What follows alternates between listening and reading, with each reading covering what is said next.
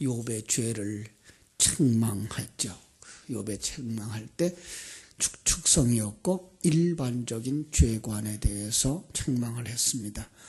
선행을 베풀지 않는 그런 죄를 지적했던 것이죠. 먹는 것 도와주지 않았고 입는 것 마시는 것 주지 않았다라는 얘기를 했습니다. 그래서 회개하고 하나님께 돌아와서 하나님과 화목하면 네가 회복되어질 거다라는 얘기를 해서 일반적 관점에서 이야기하였다라고 얘기를 했습니다.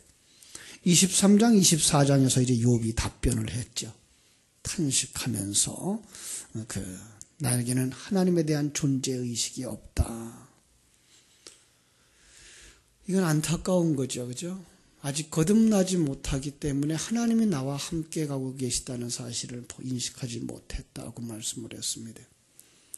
그러면서 그는 이 세상 속에서의 삶만 바라다 보기 때문에 악인이 반드시 징벌받는다 그러냐? 그러면 봐라. 그러면서 내놓았던 이런 자들이 악인이 아니냐? 그렇다고 그들이 이 땅에서 다 징벌을 받느냐? 그렇지 않지 않느냐라고 얘기를 했어요. 그랬더니 이제 25장에서 오늘 우리가 읽어야 되는 25장이죠. 빌닷이 세 번째 등장을 해서 이렇게 얘기를 하죠. 하나님의 권능과 위엄을 선언합니다. 우리 한번 볼까요? 수아 사람 빌닷이 대답하여 이르되 하나님은 주권과 위엄을 가지셨고 높은 곳에서 화평을 베푸시느니라 그의 군대를 어찌 계수할 수 있으랴. 그가 비추는 광명을 받지 않는 자가 누구냐. 하나님이 이렇게 그 권능과 위엄을 가지고 계신 분이다. 그런즉 4절 하나님 앞에서 사람이 어찌 의롭다 하며 여자에게서 난 자가 어찌 깨끗하다 하랴. 보라 그의 눈에는 달이라도 빛을 발하지 못하고 별도 빛나지 못하거늘 하물며 구더기 같은 사람 벌레 같은 인생이랴 라고 역시 아주 중요한 설명을 했어요. 제가 늘 성경을 보면서 그렇게 보시라고 그랬어요. 어떤 관점으로 보느냐에 따라서 이 말은 맞기도 하고 틀리기도 했다. 그런데 이 빌닷이 나중에 하나님의 책망을 듣죠. 그죠? 결국 욥도 하나님의 책망을 듣고 빌닷도 하나님의 책망을 듣는 것 기억하시고요. 왜 책망을 듣죠? 하나님에 대한 바른 인식이 없어서 그렇고 하나님에 대한 생명이 없어서 하나님의 생명이 없어서 그렇다라고 하는 것 기억하시기 바랍니다. 그래서 어떤 사람들 그 어떤 사람들에게도 어떤 사람은 이걸 갖다가 그 구원받은 자들은 다 하나님의 그 은혜를 받고 있다라고 생각을 하고 있어요. 아니요, 제가 보는 관점에서 이건 일반적인 은총이죠. 이 땅에 태어난 그 모두가 다 하나님의 능력과 권능 아래에 있습니다. 결코 이것은 잊으면 안 됩니다. 그러니까 이 우주 공간에 있는 그 어떤 것도 하나님의 그 지키심과 보호하심, 하나님의 은혜와 그 어미 속에 벗어날 수가 없습니다. 왜냐하면 이 우주를 하나님이 창조하셨고 하나님이 움직이고 계시기 때문에 결국은 욥기서 1장에서 나오는 것처럼 누구도 하나님의 도구다, 사단도 하나님의 도구라고 하는 거죠. 그렇죠? 그러니까 사단이 하나님과 대적하거나 그 크신 하나님의 계획을 바꿔놓을 수 있는 그런 존재가 아니라 사단도 하나님은 자기 백성들을 온전케 만드실 때 사용하는 도구라는 것 잃어버리면 안 됩니다. 그래서 이 땅의 모든 사람들은 태양이 떠오르면 다 햇빛 아래 있게 되고 비가 오면 다 비를 맞는 그런 상황과 똑같이 일반적 은총 속에서 다 누리고 있다. 4절과 5절이 말한 것처럼 사람이 어찌 하나님 앞에서 의롭다 하며 깨끗하게 하다 할 수 있느냐? 맞습니다. 눈이 열린 사람들만 알아듣는 말입니다. 그러나 눈이 열리지 않은 사람은 깨닫지 못하죠. 그래서 율법으로는 죄를 깨닫게 하는 것이지 구원의 방도를 가지게 하는 것 아닙니다. 율법 보이는 거죠. 세상적인 것들이죠. 그건 하나님의 구원에 이르게 하지 못합니다. 결국은 하나님의 생명, 하나님의 은혜가 들어와야 그리고 나서 깨달아지는 것, 아, 내가 이런 곳에서 구원받은 자구나를 알게 되는 거죠. 앞에서 악인에 대해 계속 말하던 친구들의 이야기 역시 영적인 죄를 계속 지적하고 있는데, 지금 이 친구들과 욥은 영적인 죄를 지적하지 못하고 이 땅에 보여지는 죄, 아까 얘기한 것처럼 마땅히 해야 될 거 안 한 거, 하면 안 될 것 한 것, 먹을 것, 입을 것, 같이 마실 것, 그리고 남의 것 취하고 도적질하고 한 그것들만 생각하고 있는다는 거죠. 그러나 신령한 눈이 열면 자기가 얼마나 비천한 자인지 알게 되는 거죠. 그 비천함은 여기서 말하는 구더기나 벌레 정도가 아니라 한 먼지만도 못한 자기의 존재를 보게 되는 거죠. 하나님이 어마어마하게 크신 분인 것을 알게 되기 때문에 감히 그 앞에 인간이 자기가 무엇이라고 내가 고통스럽다 말하며 내가 일어나도 의롭다라고 말할 수가 있겠느냐는 거죠. 그렇습니다. 하나님은 이런 사람들을 통해서도 진리를 전달합니다. 이 빌닷과 같은 사람, 엘리바스와 같은 사람, 소발과 같은 사람들을 통해서 하나님은 복음을 전할 수도 있습니다. 이 땅에서 설교자가 목사만 설교를 하고 있는 것이 아니라 하나님은 세상 사람들을 통해서도 오늘 설교하고 있다는 사실을 아셔야 됩니다. 귀가 열려지면 들립니다. 마치 다윗이 압살롬에게 쫓겨서 갈 때 그 사울의 친족 가운데 시므이가 쫓아오면서 저주를 하죠. 피 흘린 자, 사악한 자 가거라. 사울의 족속의 모든 피를 여호와께서 내게 돌리셨도다. 그러자 보필하던 군대 장관이 얘기하죠. 허락하십시오. 제가 가서 저놈의 모가지를 자르겠습니다. 그때 다윗이 뭐라 그러죠? 그가 저주하는 것은 여호와께서 그에게 다윗을 저주하라 하심이니. 다윗은 그 목소리를 하나님의 음성으로 듣는 거예요. 그렇습니다. 오늘 우리 성도들이 이 땅에 살아가면서 세상에 움직여져 가는 그 모습들을 보면서 사람들이 하는 그 목소리를 들으면서 하나님의 목소리를 들을 수 있는 사람들, 그가 하나님의 생명을 가진 사람들입니다. 지진이 일어나는 걸 보면서, 전쟁이 일어나는 걸 보면서, 폭도들이 일어나는 걸 보면서, 악한 자들의 죄가 드러나는 것을 보면서 그 속에서 하나님의 음성을 듣게 되는 것입니다. 욥은 이제 26장부터 자기에 대해서 변론을 하죠. 26장에서 그리고 27장부터 이제 31장까지 그 세 친구에 대한 욥이 말이 이제 계속 나와요. 그러니까 결국은 26장부터 31장까지가 지금 욥의 변론이 계속 나오고 있는데, 뭐라고 말하는가 하면 26장 내 말이 맞다. 내 말이 맞다. 그죠? 내가 지금까지 그렇게 가르쳤냐? 참 잘 가르쳤다. 그런데 그 말이 누구에게 적용되었으면 좋겠는지 생각해 봐라. 한마디로 그는 그 얘기들은 나하고는 맞지를 않아. 이 얘기를 하거든요. 나하고는 상관이 없어요. 욥의 생각이에요. 지금 은혜 입은 다윗과 상반된 자칭 의인이라고 하는, 자칭 종교인이라고 하는 그의 대답. 그러면서 이제 5절부터 14절까지 우리가 읽은 말씀이죠. 자기가 알고 있는 하나님, 지식적인 면이죠. 전능한 하나님을 언급합니다. 한마디로 얘기해서 나도 이 정도는 알고 있다라고 하는 얘기를 하는 거예요. 뭐라고 말하죠? 하나님 앞에서는 죽은 자들의 영들이 물밑에서도 떤다. 물에 사는 모든 것들도, 수월이라고 말했죠. 음부죠. 음부도, 멸망의 웅덩이도 가릴 수 없다. 하나님이 주장하신다는 말이죠. 우주 만물 천지를 하나님이 다 배치하지 않았느냐? 7절이죠. 8절.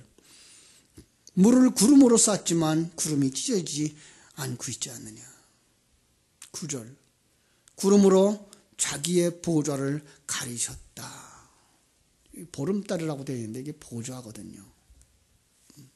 참 번역을 이거 새롭게 한다고 그러면서 우리와 이 사람들이 지금 번역하는 사람들이 뭐라고 얘기했겠어요?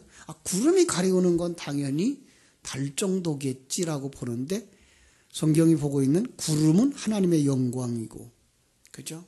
그 가운데 있는 하나님의 보좌를 의미하는데 이 사람들은 그냥 그걸 갖다가 구름이 가리우는 것, 보름달 이렇게 해서 번역을 보름달로 바꿔놨어요. 하나님의 보좌죠. 10절 수면이 경계를 그었고 빛과 어둠의 한계를 긋지 않았느냐? 그가 꾸짖으시는 즉 노하시면 하늘 기둥이라도 흔들리는도다. 많은 사람들이 이걸 갖다가 이 자연세계, 우리가 보고 있는 세계들을 가지고서 평가했다라고 말해요. 그렇게 보면 그 말이 맞습니다. 그러나 지금 하나님은 이 음성을 통해서 우리에게 뭘 가르쳐주고 계시는 거예요? 하나님이 어떤 분? 영적인 분. 그래서 우주와 만물을 다 다스리고 계실 뿐만 아니라 그의 그 진리들이 무엇인지 계속 거기다가 담아서 가르쳐주고 있는 거예요. 그죠? 27장. 세 친구들에 대한 욥의 말이라 그랬죠. 첫 부분인데 27절부터 2장부터 31장까지의 첫 부분인데 1절부터 6절까지 여전히 자신은 의롭다고 주장합니다. 욥이 자기는 의롭다는 겁니다. 그래서 제가 뭐라 그랬죠? 욥기서 첫 페이지에 자칭 의인 욥이라고 이렇게 보시는 것이 맞습니다. 누가복음 15장에 나오는 자기들은 회개할 것 없는 의인이라고 얘기했던 바리새인들과 서기관들을 지칭하는 것이고, 이 땅에서 깨끗하게 의롭게 살고 있는 종교인들을 지칭하는 거라고 이렇게 말씀을 드렸습니다. 그래서 자기는 이 고통의 원인이 될 만한 특별한 죄가 없다 이렇게 얘기를 합니다. 여러분, 우리가 가진 그 죄는 무엇이라고요? 내가 뭐 이걸 먹었다, 마셨다, 주었다, 안 주었다, 남의 걸 가져왔다, 이런 것보다 더 중요한 것, 하나님을 떠나서 내가 주인 되어지고 내가 주관자가 되어주고 내 마음대로 하려고 하는 탕자의 심보, 이게 에덴 동산에 타락한 아담과 하와의 심보고, 이게 바로 사단이 그 아담과 하와에게 유혹하며 주었던 사단의 속성인 거죠. 우리 인간 속에 이 원죄가 있음으로 말미암아 내가 중심이 되어져 살아가는 인생들, 거기서 빚어지는 모든 것들이 다 죄인 거죠. 이 원죄는 마치 죄의 뿌리와 같은 것이고, 뿌리가 있기 때문에 환경이 되어지면 그 환경 속에서 잎사귀가 나오고 꽃이 피는 거예요. 잎사귀 꽃은 결국은 그 뿌리, 원죄 때문, 하나님은 그 부분에 대한 것들을 지적하고 계신 거예요. 감추어져 있는 부분, 숨겨져 있는 부분, 그리고 우리의 속성이 되어져 있는 부분. 그런데 많은 사람들은 그걸 보지 못하고 세상 속에 나타나는 것들만 가지고 저 사람은 도적질했어, 저 사람은 간음했어 라고 그것만 보는 거예요. 아니요, 우리 자체가 도적질한 자고 우리 자체가 간음한 자고, 성경은 그걸 지금 얘기하고 있는 거예요. 이게 눈이 열려진 자와 열려지지 못한 자의 차이인 거예요. 결국은 다른 사람들을 향해 손가락질을 할 수 있는 자와 감히 다른 사람을 향해 손가락질을 할 수 없고, 자기가 죄인 중에 가장 비천한 죄인, 가장 나쁜, 가장 작은 바울이 고백한 그 죄인의 자리까지 내려가는 그가 열려있는 눈을 가진 자예요. 그러면서 자기 생각은 악인의 형편은 그들이 당할 그 결론과는 이렇다라고 이제 계속해서 이야기를 하는 거죠. 욥은 그렇게 얘기를 해요. 1절부터 6절에서 하나님이 자기를 환난 가운데서 건져주지 않고 죄인 취급을 하고 계신다. 여전히 자기의 의의가 드러나고 있는 거죠. 그러다 보니까 자기 의의를 증명하기 위하여 하나님까지도 뭐 한 분으로 만들어요? 불공평하신 분, 불의하신 분으로 만들어버리는 거예요. 이게 자기 의의가 강하기 때문에 에덴 동산에서 아담과 하와가 사단의 말을 들은 이후에 하나님의 생각보다는 이 생각이 더 낫다라고 생각하는 바로 그런 속성. 무서운 거죠. 하나님의 그 전능하심과 하나님의 그 위대한 능력, 큰 능력, 그 역사, 그 계획, 이거에 대해서 감히 반기를 들 수 있다고 생각하는 이 타락한 속성. 이게 지금 욥에게서 그대로 드러나는 거죠. 그런 7절에 가서 이렇게 말해요. 한번 볼까요? 6장 7절. 나의 원수는 악인같이 되고 일어나 나를 치는 자는 불의한 자같이 되기를 원하노라. 그럼 자기는 어떻다는 거예요? 자기는 의인이고, 그죠? 자기는 불의한 자가 아니고 자기는 죄인이 악인이 아니라는 거죠. 이런 끔찍한 생각을 가지고 있는 거죠. 7절부터 10절에서 계속해서 그는 나는 의롭다. 나를 대적하는 자는 악인이다. 불의한 자들은 반드시 처벌을 받을 것이다. 8절 볼까요? 불경건한 자의 이익을 얻었으나 하나님이 그의 영혼을 거두실 때에는 무슨 희망이 있으랴? 환난이 그에게 닥칠 때에 하나님이 어찌 그의 부르짖음을 들으시랴? 이게 맞습니다. 그런데 이 말을 하는 욥 당신이 뭐예요? 나는 경건한 자다 이러고 있는 거예요. 나는 의로운 자다 이러고 있는 거예요. 지금 그 31장부터 또 33장까지 33장에 나와서 계속해서 이제 하나님이 엘리후와 또 이제 그 하나님이 직접 말씀하시는 걸 보면 누구도 다 야단을 맞아요? 욥도 야단을 맞잖아요. 지금 욥이 그 야단 맞기 전의 모습, 야단 맞는 모습, 야단 맞을 존재의 모습 그대로 드러내 보여주고 있는 거죠. 그러니까 정의를 말하면서도 자기는 아니다라고 생각하는. 하나님이 죄인들과 악인들은 이렇게 형벌하실 거야 그러면서 나는 아니야라는 생각을 가지고 있는 이 욥의 모습을 여기서 우리가 엿볼 수가 있는 것입니다. 결국은 악인의 결말을 11절에서부터 23절까지 쭉 설명하는데 세속적인 관점에서 해석하고 있습니다. 성경에 주어진 말씀들을 세속적 관점으로 그냥 설명하고 있는 거 볼 수 있습니다. 자, 한번 볼까요? 14절. 13절부터 볼게요. 악인이 하나님께 얻을 분깃, 포악자가 전능자에게서 받을 산업이 이것이다. 뭐예요? 그의 자손은 번성하여도 칼을 위하며 그의 후손은 음식물로 배부르지 못할 것이며 그 남은 자들은 죽음의 병, 이거 과거에는 연병이라고 돼 있었죠. 죽음의 병이 돌 때에 묻히리니 그들의 과부들이 울지 못할 것이다. 악인들의 결과가 뭐 한다고요? 그 자손들인 전쟁, 칼인 전쟁을 상징하고요. 전쟁을 통해서 또 기근을 통해서 그리고 질병을 통해서 보응을 받을 거다. 16절. 그가 비록 은을 티끌같이 쌓고 의복을 진흙같이 준비할지라도 그가 준비한 것은 의인을 위한 것이다 라고 말하고 있어요. 여러분 이걸 이 세상에 지금 욥이 생각하고 있는 이 세상에서의 의인들은 반드시 이런 자들의 것을 얻게 되며 이 세상에서의 죄인들은 이 세상에서 결과를 그렇게 다 형벌을 받게 될 거다라고 말하는데 맞습니까? 아니요. 이건 영적인 의미예요. 그들이 잘 되고 부유하고 형통한 것도 그 속에서 하나님의 백성들이 자기 눈이 열려져서 자기가 죄인인 것과 하나님 나라에 돌아가야 될 여기는 내 땅이 아니라고 하는 것을 깨달아 알게 하기 위한 하나님이 그렇게 사용하신다고 하는 얘기지.